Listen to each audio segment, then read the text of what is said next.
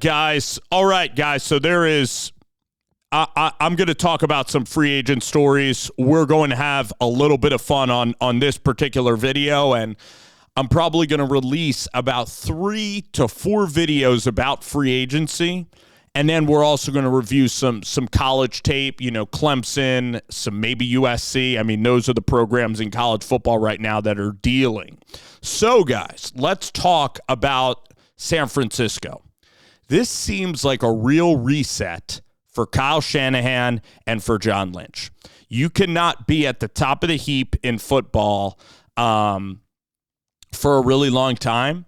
And I think that right now they're gearing up, unfortunately, with Dre Greenlaw getting older, with Talafunga not being re-signed, Kyle Juszczyk, George Kittle.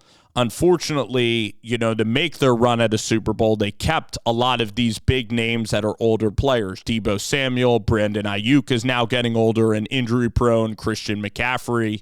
Unfortunately, the 49ers are eventually going to nosedive. And this year had a lot of injuries. I believe like even Brock Purdy ended up getting hurt, and Deebo Samuel and McCaffrey, and it just was a year they lost a lot of close games, and they weren't able to. It's very hard to get back to a Super Bowl again. So the 49ers went to overtime of a Super Bowl, and then they were leading a Super Bowl with 8 minutes to go. So overall, and then they also lost an NFC championship where they were winning an NFC championship on the road in LA. They were up double digits with, they were only up 10, but they were up 10 points, in the fourth quarter. So heartbreaking losses. You can't win one Super Bowl when you had golden opportunities to beat Mahomes and you couldn't go to another Super Bowl. But overall, the 49ers are still in the 1% of the NFL. If I were to rate Shanahan and John Lynch, if we're to look at the success of teams in the National Football League over their tenure, which has been 8 years, you would put the Kansas City Chiefs on the very top. You'd probably put the Philadelphia Eagles right there as the second team. And then you would maybe put the 49ers. All right, you'd put the 49ers, so they are in the top 3 out of 32. They're in the 97th to 98th percentile. I spend time covering teams in the New York area. I'm from Philadelphia, but I'll cover the Giants and the New York Jets. Those teams are terrible for it seems like a decade, every single year. So the 49ers still have first world problems with a great coach and a pretty savvy general manager in John Lynch. Now, they do end up losing Adam Peters, which really, really hurts the 49ers. All right. But unfortunately, you got Bosa getting older, Fred.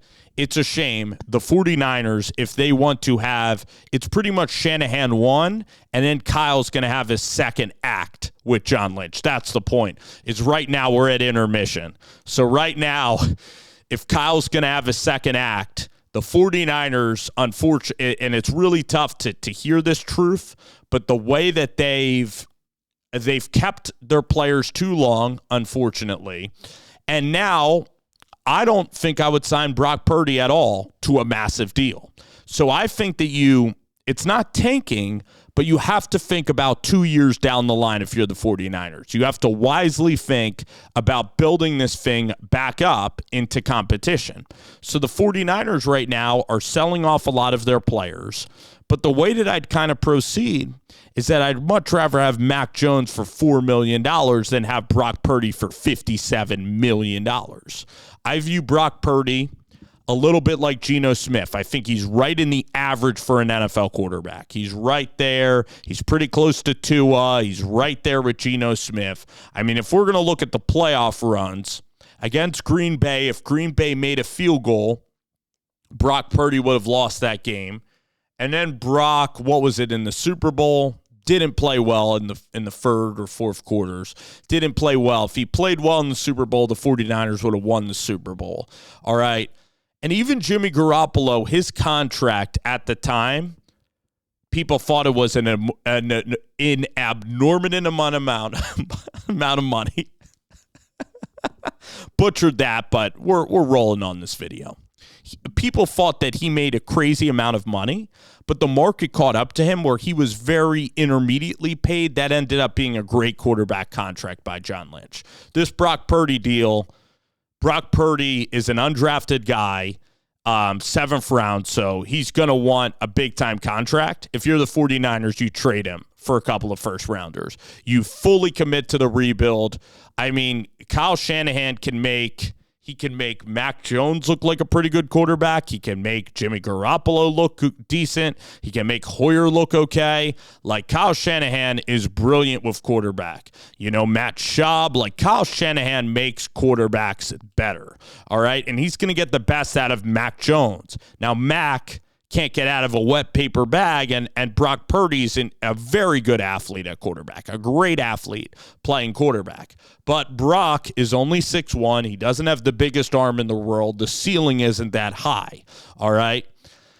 You put a great system, or you put great players around him, and you made him into an exceptional player. And why hate on Brock Purdy? This guy's from Iowa State.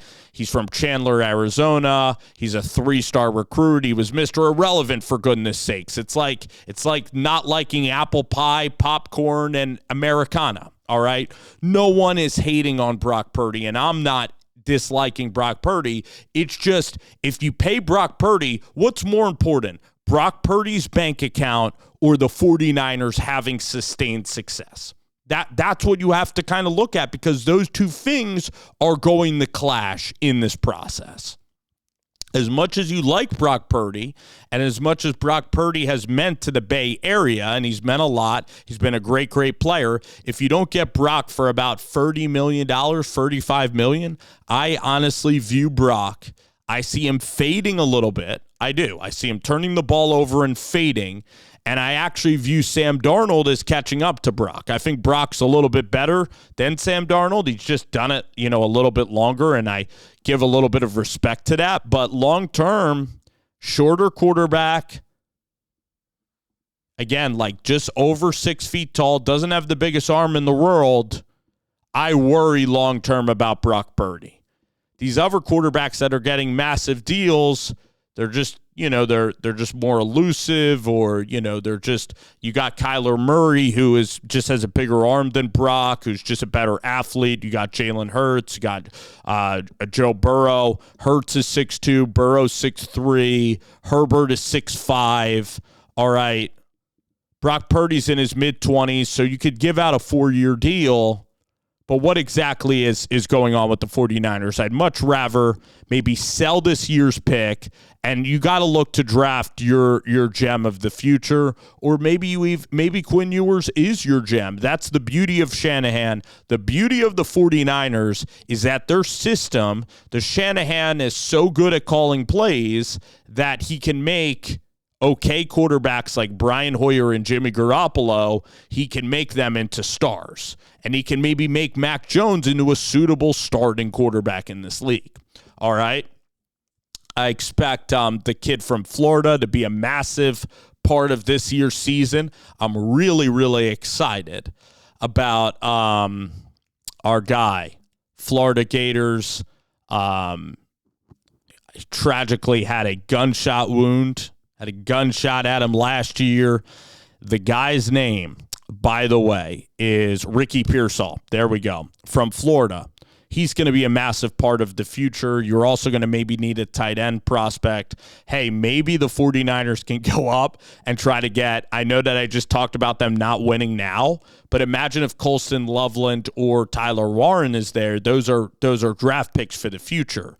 But you could tell that the 49ers are sellers in free agency. So you're going to have patience if you're a 49ers fan. You're going to have 2 years of patience, and then bam, we're sitting here 3 years down the road, and it's a new quarterback in San Francisco, and bam, you're competing for championships again.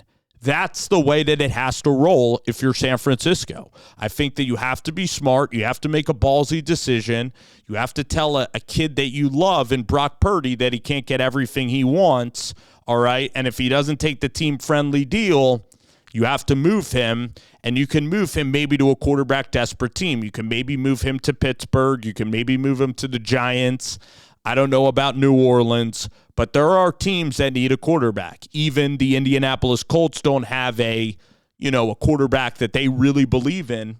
So there's a lot of different options, guys, for the San Francisco 49ers here with Brock Purdy and Mac Jones. Do you think that they should sign Brock? Are you okay rolling with Brock as your quarterback of the future? Do you think I'm off base and that Brock Purdy can win a Super Bowl while being paid one of the top quarterbacks in football? All right. Again, I think Brock is a decent, good starter, but I think he's more towards 15 than he is 5. And that, guys, is my honest view on 49er football.